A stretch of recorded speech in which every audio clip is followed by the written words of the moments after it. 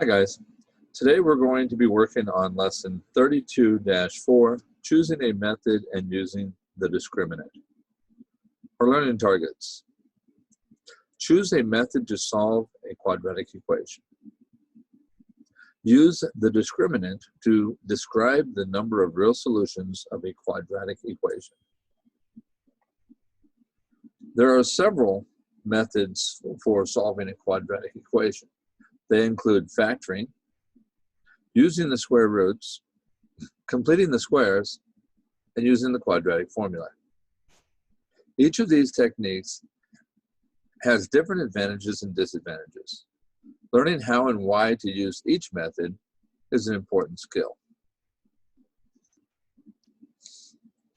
Item 1. Solve each equation below using a different method. State the method used.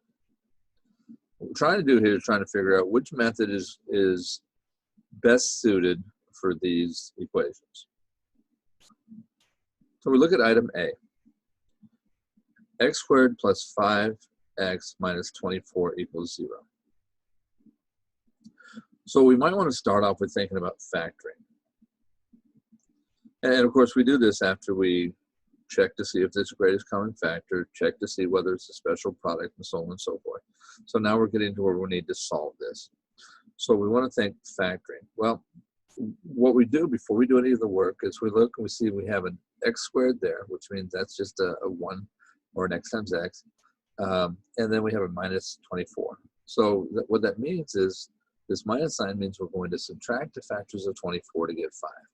So we would think, before we really get started, we think, okay, are there factors of 24 that when we subtract them, we get 5? And there is. We have 8 times 3, which is 24, and then 8 minus 3 is 5. So that tells us we're going to go ahead and factor it. All right, so let's go ahead and do that.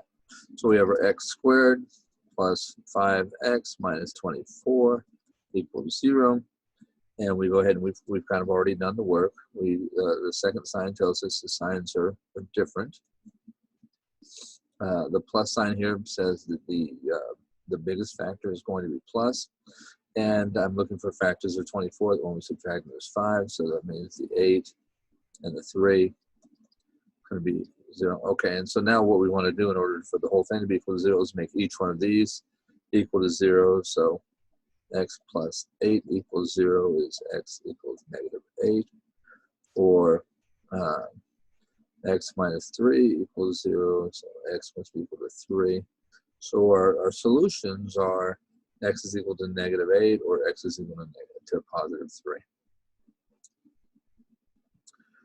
3. All right, so we look at the next one. We say, okay, well, we look to see if it's a special product, and 2 is not a perfect square, so it's not. We look to see whether or not there's anything that can be factored out, and there's not. And then we go ahead and say, well, let's try factoring. Well, I'm looking for factoring that it's a plus sign, which means I'm adding the factors of 2 to get 6. Well, the only factors of 2 are 2 and 1. 2 plus 1 does not equal 6. So I know then factoring will not work. So then I have to try something else.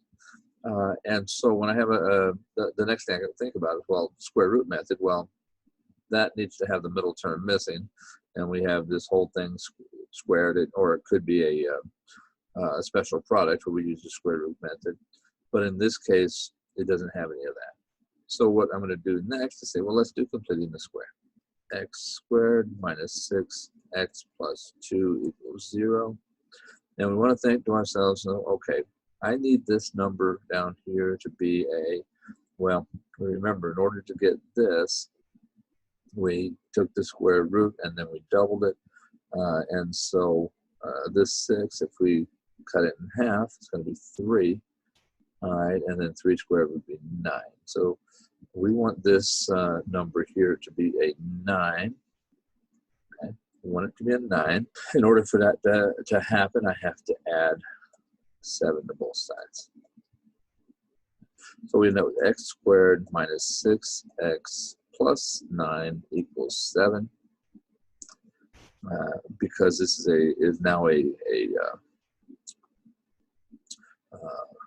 perfect square trinomial. I know that this is going to be, since it's a minus sign, x minus 3 squared It's minus 3 squared, and that's going to equal to 7. So to continue on, I take the square root of both sides. So x minus 3 equals the square root of 7, and that's plus or minus. And so I add 3 to both sides. So x is going to be 3 plus and minus the square root of 7. In other words, it's going to be 3 plus the square root of 7 or 3 minus the square root of 7. Cannot be simplified any further. So that would be our answer there using difference of squares. All right, so let's go ahead and look at the item C. 2x squared plus 3x minus 5. And I look at that and I'm like, well, I could go through all the different factor options, and then that's something we could definitely do. Or we could just say, you know what, I got this quadratic function. That's something I can do. So I just identify my variables. A is equal to 2, B is equal to 3, C is equal to negative 5. And I can go ahead and put this in the quadratic formula where x is equal to negative b plus or minus the square root of b squared minus 4ac, all that over 2 times a. Then I just go ahead and plug in that information here. So we're going to plug in the variables. So it's negative 3 plus or minus the square root of 3 squared minus 4 times 2 times negative 5. All that over 2 times 2. And then I'll simplify negative 3 plus or minus. So inside here, I'm working on what's inside here. That's going to be the 9 plus 40, which of course is 49. So I'm going to square root of 49. All that over 4. And of course, we know the square root of 49 is on our perfect square list. That's going to be 7 times 7 is 49. So it's going to be negative 3 plus or minus 7 over 4. And let's go ahead and do the work. So that's going to be negative 3 plus 7 will be positive 4 over 4, which is equal to 1. Or it's negative 3 minus 7, which is going to be negative 10 over 4, which of course we can leave it like that. So the answers are x is equal to 1 or x is equal to negative, well, we can go ahead and say that's 2.5. So we solved that using the quadratic formula. D, and D is x squared minus 100 equals 0. There's 2 different ways of looking at this one. This one is the difference of squares. So we know that it's a special product. So just by that, it's x plus 1, or 10, I should say, x minus 10. It's a difference of 2 squares, so that means the answers are going to be x is equal to negative 10, or x is equal to positive 10.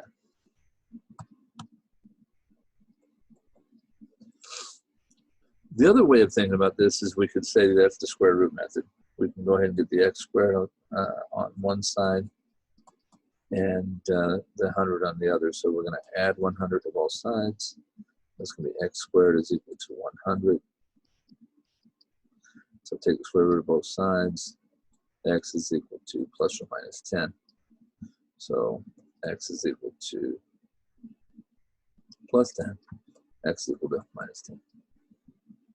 Okay, so this is using the square root method. Or it could be using the difference of squares. Item 2, how did you decide which method to use for each equation in item 1? Well, and that's kind of what for you to decide. Obviously, when you start looking at which method to use, you're going to want to use the one that's the easiest or the most efficient, but certainly the ones you're most comfortable with. The expression square root of b squared minus 4ac in the quadratic formula helps you understand the nature of the quadratic equation. The discriminant b squared minus 4ac of a quadratic equation gives information about the number of real solutions, as well as the number of x-intercepts of the related quadratic function. The discriminant is the stuff that's inside the square root of the quadratic formula. And the neat thing about that is it's going to tell us how many answers there's going to be, because when we take the square root, that's where we're going to have our two different options, our plus or our minus. Well, in some cases, we don't have an opportunity for a plus or minus. And we're going to talk about when that happens. Item 3, solve each equation using any appropriate solution method. Then complete the rest of the table. All right, so the first thing we're going to do is we're going to solve this. And if I look at it, it looks like it can be solved by factoring. So I'm going to do x squared plus 2x minus 8. And in order to solve this by factoring, I have to have factors of 8 that when I subtract them, I get 2. So 4 times 2 is 8, and 4 minus 2 is 2, so that'll work. And the plus sign tells me that the larger of the two factors gets the plus sign. So it's going to be x plus, x minus, and that's equal to 0, so it's x plus 4, x minus 2. And then I'll solve each one of these for 0. X plus 4 equals 0. So therefore, I subtract 4 from both sides. The x is equal to negative 4. And x minus 2 is equal to 0. So I'm going to add 2 to both sides. So x is equal to 2. So my solutions are x is equal to negative 4 and x is equal to 2. So I have 2 solutions. And if we look at the graph, which is already drawn for us here, we notice the x-intercepts match up with the solutions. So I have 2 x-intercepts. Now let's figure out what the discriminant is. Remember, the discriminant is the b squared minus 4ac. So let's just go ahead and plug this in. This is a is equal to 1, b is equal to 2, c is equal to negative 8. So I'm going to have 2 squared minus 4 times 1 times negative 8. So 2 squared is 4. And notice I have a minus sign here and a minus sign here. In other words, I have 2 negative signs. When I'm multiplying them together, an even number of negative signs says the answer is positive, and 4 times 8 is 32. So 4 plus 32 is 36. So my discriminant is a positive 36. So the next problem is it's going to be x squared plus 2x plus 1 equals 0. Now I want to try factoring first, but I'm looking for factors of 1 that when we add them we get 2. We can do that, but I can also notice on here that this is a special product. X squared is a perfect square, 1 is a perfect square, and if I multiply the square roots of those, I get 1 times x, which is x, double it, I get the 2x. So it is this is a perfect square trinomial, so I know that my answer instantly is going to be x plus 1 squared. That's going to equal 0. And if I use the square root method on here, I'm going to get the square root of each of these. And so it's going to be x plus 1 is equal to plus or minus the square root of 0. Well, square root of 0 is just 0. The only number times itself equals 0 is 0, and there's no plus or minus signs to it. So that just goes away. So x is going to be equal to 1 all the time. X is going to be equal to, negative 1 all the time. So it's going to subtract 1 on both sides. So x is equal to negative 1. And there's one real solution. If you look here on the graph, again, it's already drawn for you. It's at negative 1. It matches that, and there's only one solution there. Let's see what the discriminant is. So let's go ahead and do b squared minus 4 times a times c, where a is equal to 1, b is equal to 2, and c is equal to 1. So we're going to have 2 squared minus 4 times 1 times 1. So we have 2 squared was 4 minus, well, 4 times 1 is just 4, and that's going to be equal to 0. So my discriminant is equal to 0. All right, so the last one that we have here, x squared plus 2x plus 5 equals 0. And we'll look to see whether we can factor this first. It is not a perfect square trinomial because 5 is not a perfect square. So we'll go ahead and see if we can factor. I'm looking for factors of 5. When we add them, we get 2. Well, obviously 5 is already greater than 2, so if we add anything to it, but the factors are 5 and 1.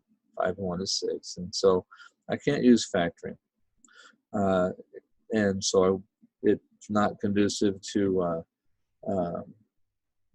using anything else. I guess I could do a difference of squares. Since I have an x squared here, I can go ahead and do a difference of squares. So I can go ahead and cut this in half and then square it.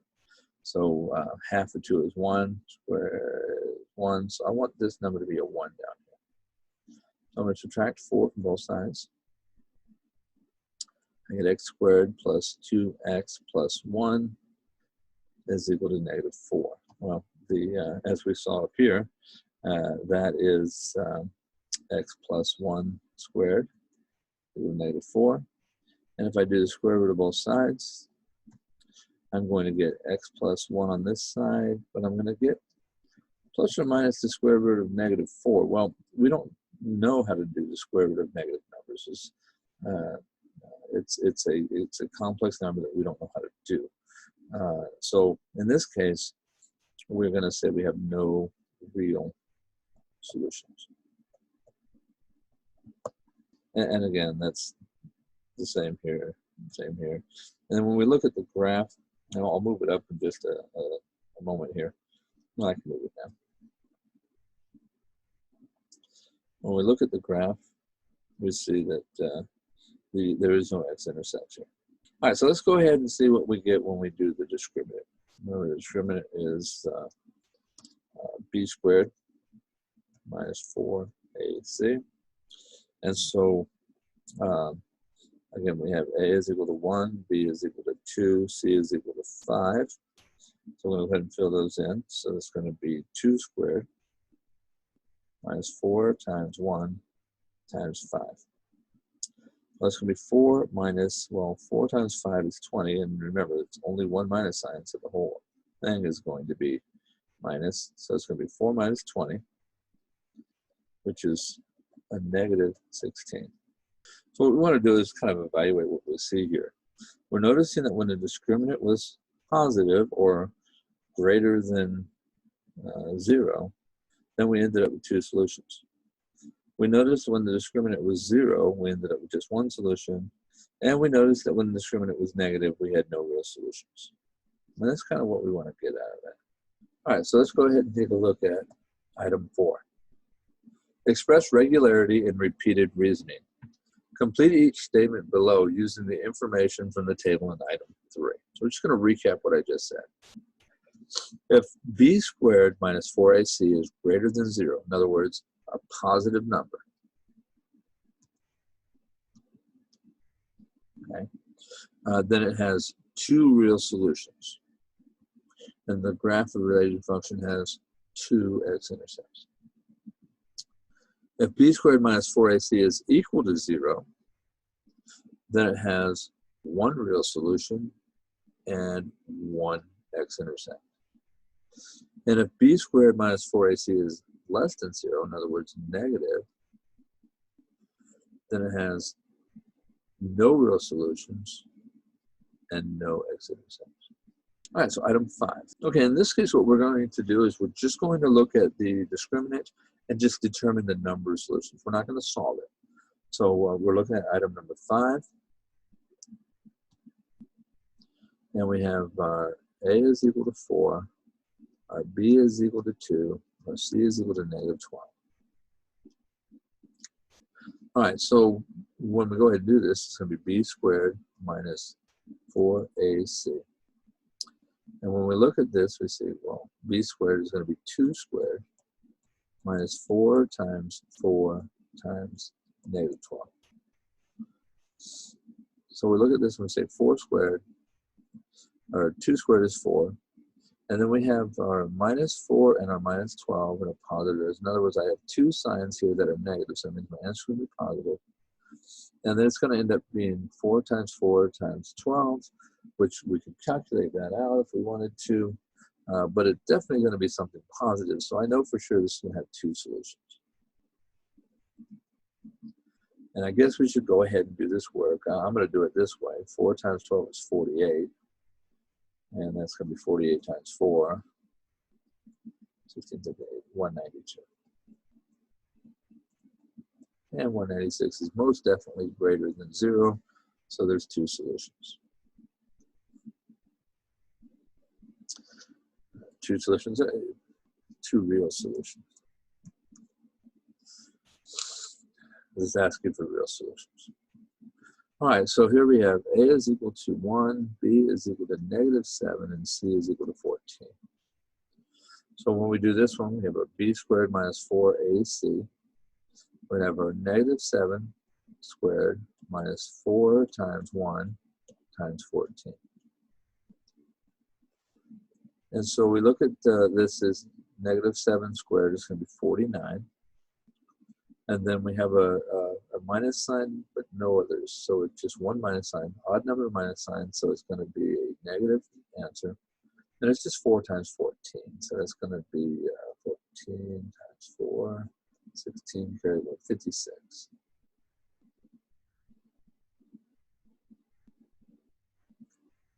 So when I take 49 minus 56, I'm going to get a -7. And when I have a negative number here, that means I have no real solutions. Okay. And then the last one, we have A equals 1, B is equal to -10, C is equal to 25. So when we fit them in, it's going to be B squared minus 4AC. So it's -10 squared minus 4 times 1 times 25. -10 is 100. 4 times 25 is 100.